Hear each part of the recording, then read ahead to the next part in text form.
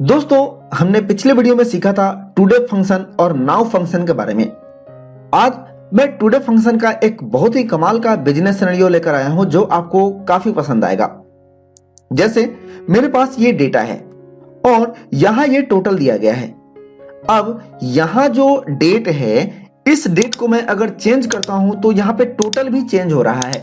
लेकिन ये टोटल कौन सा है? तो यहां जो डेट मैं सेलेक्ट कर रहा हूं वहां तक, मतलब कि 1 तारीख से लेकर वहां तक के डेट का टोटल आपको यहां पे दिखा रहा है। तो आखिर इस चीज को हम कैसे बनाएंगे, इसको कैसे ऑटोमेट करेंगे? तो आज के इस वीडियो को पूरा ध्यान से पूरा अंत तक देखिए। और हाँ, अगर आपको यह वीडियो पसंद आए तो इसे लाइक और शेयर करना ना भूलें। साथ ही चैनल को सब्सक्राइब करके नोटिफिकेशन बेल को दबाएं ताकि आने वाली वीडियो के अपडेट्स आपको सबसे पहले मिले। तो चलिए स्टार्ट करते हैं अपना आज का टॉपिक।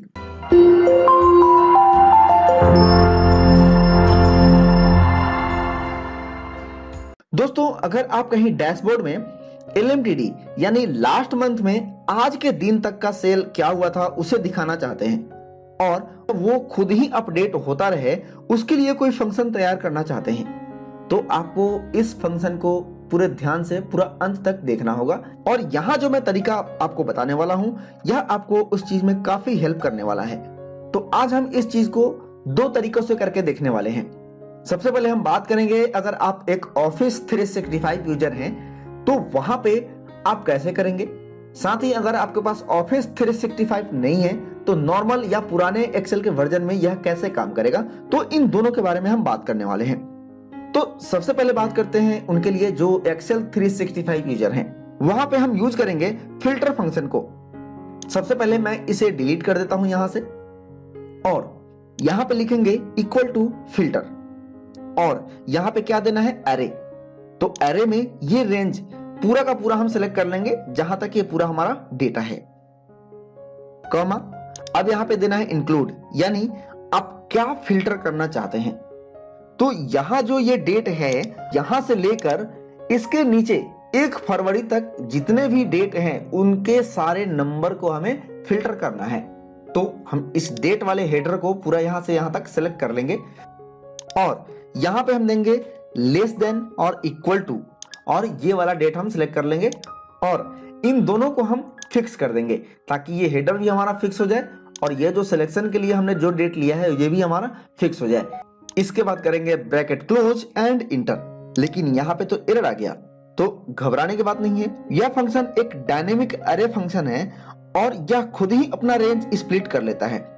क्योंकि यहां जो ये फंक्शन है ये हॉरिजॉन्टली अपना रेंज स्प्लिट करेगा और यहां इसके बगल में यहां पे ये सारी वैल्यू पड़ी हुई है। तो अगर हम इसे डिलीट कर दें या इसी फंक्शन को यहां पे कॉपी करके नीचे पेस्ट कर दें, तो आप देख सकते हैं कि जहां तक हमारा ये डेट है वहां तक हमारी वैल्यू आ गई है और इसी वैल्यू को अगर हम सम कर दें तो हमारा रिजल्ट आ जाएगा। तो यहां पे ये जो स्पिल का एरर आया है, यहां पे इस फंक्शन को करते हैं एडिट और इन सारे फंक्शन के पहले हम लिख देंगे सम और लास्ट में कर देंगे ब्रैकेट क्लोज एंड इंटर। अब इसे हम नीचे तक ड्रैग करें तो इन सब का रिजल्ट आ जाएगा। अब यहाँ पे इस डेट को मैं चेंज करूं तो आप देख सकते हैं कि हमारा नंबर चेंज होता हुआ दिख रहा है। लेकिन हम चाहते हैं कि यह खुद से ऑटोमेट हो, मतलब हमें यहाँ पे सिलेक्शन ना करना पड़े। जब भी हमारा सिस्टम का डेट चेंज हो तो ये अपने आप अपना नंबर चेंज कर ले, वहां तक के रेंज को, वहां तक के डेटा को ये सम करे। तो यहाँ पे जो हमने ये लेस देन के बाद ये वाला सेल सिलेक्ट किया है, इस सेल की जगह हम क्या करेंगे, टुडे फंक्शन को इनपुट कर देंगे। तो यहाँ पे लिख देंगे today bracket open and bracket close. चूंकि आज 7 फरवरी है और आप 1 फरवरी से लेके 7 फरवरी तक के वैल्यू को देखें तो इनका टोटल और यहां जो टोटल आया है दोनों 100% मैच करेगा। तो ये तो हो गया उनके लिए जिनके पास एक्सेल 365 है, जहां पे डायनेमिक एरे फंक्शंस हैं। लेकिन आपके पास ऑफिस 365 नहीं है या आप एक्सेल के पुराने वर्जन को यूज कर रहे हैं, तो क्या करेंगे? तो उसके लिए हमारे पास एक फंक्शन होता है ऑफसेट का और उस फंक्शन का यूज करके हम इंडिविजुअली एक डायनेमिक रेंज क्रिएट कर सकते हैं। आइए देखते हैं कैसे। हम यहाँ पे एक और कॉलम इंसर्ट कर लेते हैं और यहाँ पे हमने फिल्टर फंक्शन से ये डेटा लाया था, तो इसका नाम मैं देता हूं फिल्टर और इसका नाम हो जाएगा ऑफसेट। अब यही सेम रिजल्ट इस ऑफसेट फंक्शन से लाकर मैं आपको दिखाता हूं और यह भी सॉल्यूशन ऑटो अपडेट होगा, ऑटोमेटिक यहां पे वैल्यू लेकर आएगा। तो यहां पे लिखेंगे इक्वल टू ऑफसेट और यहां पे आपको देना है रेफरेंस। तो मैं इसी सेल को 1 फरवरी वाले वैल्यू को ही मैं सिलेक्ट कर लेता हूं। दोस्तों एक बात मैं आपको बता देना चाहता हूं कि यह ऑफसेट फंक्शन रो नंबर और कॉलम नंबर के ऊपर काम करता है, जहां रेफरेंस जो मैंने इस सेल को सिलेक्ट किया है इसकी पोजीशन जो होगी वो 0 होगी और इसके कितने रो या कितने कॉलम आगे या पीछे जाकर किसी वैल्यू को ढूंढना है उसका नंबर आपको इसके अंदर इनपुट करना होता है। तो यहां रेफरेंस के बाद कॉमा देंगे और यहां पे हमें देना होगा रो नंबर। तो यहां पे देंगे 0 क्योंकि जिस सेल को हमने इसके रेफरेंस में लिया है उसकी पोजीशन 0 है और वहीं से मतलब 0 से ही हमें आगे के नंबर को ऐड करना है। तो यहां पे हम 0 ही इनपुट करेंगे, कॉमा। इसके बाद देना है कॉलम नंबर, तो यहां पे भी हम इनपुट कर देंगे 0, कॉमा। अब यहां पे पूछ रहा है हाइट, तो आपको डेटा को देखकर खुद ही समझ जाना है कि हमें यहां पे डेटा को हाइट में सम करना है, यानी वर्टिकली सम करना है या हॉरिजॉन्टली सम करना है। तो हमें यहाँ पे डेटा को हॉरिजॉन्टली सम करना है, यानी हमें यहाँ पे हाइट नहीं विड्थ चाहिए। तो हम हाइट को स्किप करेंगे और विड्थ में जाकर इनपुट कर देते हैं 1। तो यहाँ पे रिजल्ट क्या मिला 853, क्योंकि यह इसी सेल से इसी सेल तक मतलब जो रेंज ये क्रिएट कर रहा है वो D3 से लेकर D3 तक के रेंज में ही ये वैल्यू ढूंढ रहा है और इसको 853 सिर्फ एक ही वैल्यू मिला है इस पूरे रेंज में, क्योंकि रेंज ही एक है, एक ही सेल में ढूंढ रहा है, इसलिए यहां पर ये 853 रिजल्ट लेकर आया है। अगर हम इस फंक्शन में 1 की जगह 2 कर दें तो हमें क्या मिलेगा, स्पेल एरर आ जाएगा, क्योंकि यह फंक्शन हम ऑफिस 365 में यूज कर रहे हैं, इसलिए यहाँ पे यह खुद ही अपना रेंज स्पेल करने की कोशिश कर रहा है, लेकिन इसके आगे तो वैल्यू पड़ी है, तो इसलिए आपको यह एरर दे रहा है स्पेल का। अगर आप एक्सेल के पुराने वर्जन में इस चीज को यूज कर रहे हैं तो वहां पे आपको वैल्यू का एरर आएगा, तो इससे कोई परेशानी नहीं है, क्योंकि अगर आप रेंज को सिलेक्ट करते हैं तो वहां पे कोई ना कोई फंक्शन आपको इंक्लूड करना पड़ता है, चाहे सम का या काउंट का, कुछ भी। लेकिन ऐसे ही अगर कोई रेंज सिलेक्ट कर लेंगे तो उसमें क्या करना है उसको, ये तो आपने बताया नहीं है, ये आपने डिस्क्राइब भी नहीं किया है, इसलिए आपको एरर देता है। लेकिन ऑफिस 365 में वैसा नहीं है। अगर आप कोई रेंज सिलेक्ट करते हैं बिना किसी फंक्शन के तो उस पार्टिकुलर रेंज को ही वो स्प्लिट कर देता है जितने एरिया में वो रेंज आपका आने वाला है।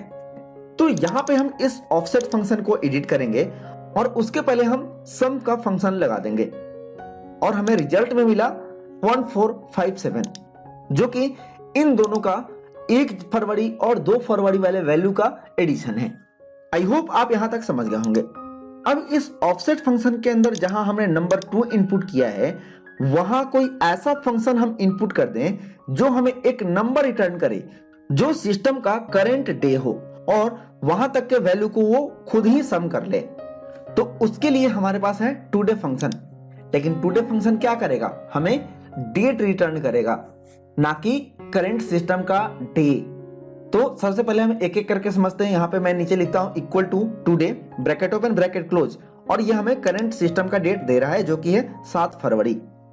लेकिन हमें डेट तो चाहिए नहीं, हमें इसमें से डे चाहिए जो कि होगा नंबर 7। तो इस टुडे फंक्शन को हम डे फंक्शन के अंदर ले लेंगे और अब की बार हमें जो रिजल्ट मिलेगा वो करंट सिस्टम डेट का डे होगा। अब हमें नंबर मिल गया है। अब इसी फंक्शन को यहां से हम कॉपी करेंगे और इसमें 2 की जगह इस ऑफसेट फंक्शन में नंबर 2 की जगह पेस्ट कर देंगे और जो हमें टोटल नंबर मिलेगा वो 1 फरवरी से लेकर 7 फरवरी तक का वैल्यू होगा। अभी मैं अपना सिस्टम डेट चेंज करके आपको दिखाता हूं कि यह वैल्यू अपडेट हो रहा है या नहीं।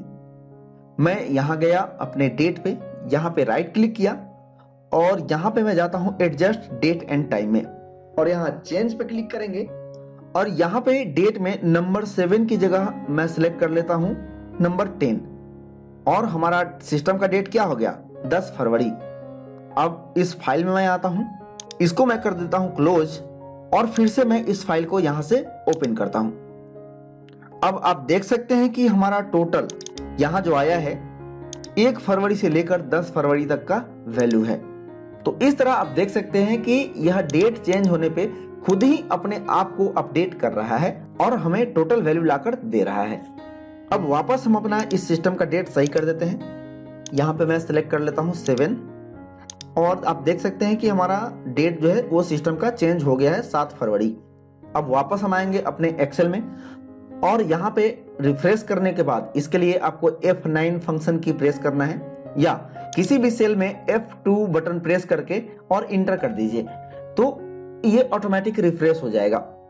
और आप देख सकते हैं कि रिफ्रेश होने के बाद हमारा वैल्यू भी अपडेट हो चुका है। 1 फरवरी से 7 फरवरी तक का टोटल वैल्यू हमें यहाँ पे ऐड करके दे रहा है, इन दोनों फंक्शन में, फिल्टर से भी और ऑफसेट से भी। तो इस तरह आप टुडे फंक्शन का यूज डेट स्पेसिफिक वैल्यू को ऑटोमेट करने के लिए या डैशबोर्ड में ऑटोमेशन के लिए कर सकते हैं। आई होप आप इस फंक्शन को अच्छे से समझ गए होंगे। आप इस प्रैक्टिस फाइल को नीचे डिस्क्रिप्शन में दिए गए लिंक से डाउनलोड कर सकते हैं और प्रैक्टिस भी कर सकते हैं। मिलेंगे ऐसे ही कुछ और नए एक्सेल के टिप्स और ट्रिक्स को लेकर, तब तक के लिए नमस्कार। Thank you for watching this video.